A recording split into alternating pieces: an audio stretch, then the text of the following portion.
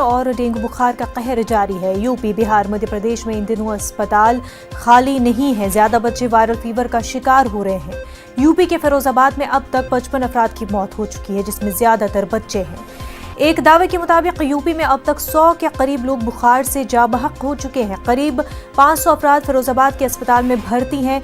दीगर शहरों के भी यही हाल है। बिहार में बड़ी तेजी से वायरल फीवर बुखार फैल रहा है। मुख्तलिफ रियासतों में इस नई वबा से काफी ज्यादा परेशान हो चुकी है। इंतजामिया और रियासती हुकूमतों के लाख कोशिशों के बावजूद इस पर काबू नहीं पाया जा सका है। बेदारी मुहिम भी चलाई जा रही है।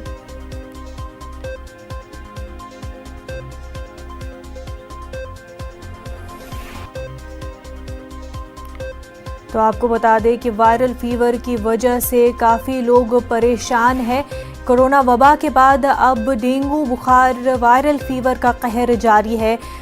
यूपी, बिहार, मध्य प्रदेश, ये तीनों ही रियासतें जो है इस वायरल फीवर से काफ़ी ज़्यादा कहर में मुब्तला हो गई है। इन दिनों अस्पताल खाली नहीं है और बच्चे ज़्यादा शिकार हो चुके हैं। हमारे नुमाइंदे देवेंद्र चौधरी हमारे साथ जुड़ चुके हैं। देवेंद्र, ये बताएं कि क्योंकि 3 रियासतें जो है इस वायरल फीवर से, डेंगू बुखार से काफ़ी ज़्यादा परेशान है और इस वजह से हॉस्पिटल्स का भी जो है जगह खाली नहीं है, तो क्या वजह है कि अभी तक इस हवाले से जो महकमे सेहत है वो सही तरह से पता नहीं लगा पा रही है कि क्या वजह है इस बुखार की?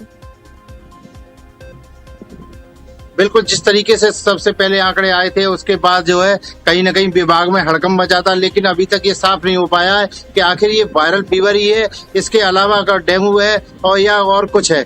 लेकिन अभी भी जांचें जारी हैं, अभी भी कई मामलों पे जांच की जा रही है।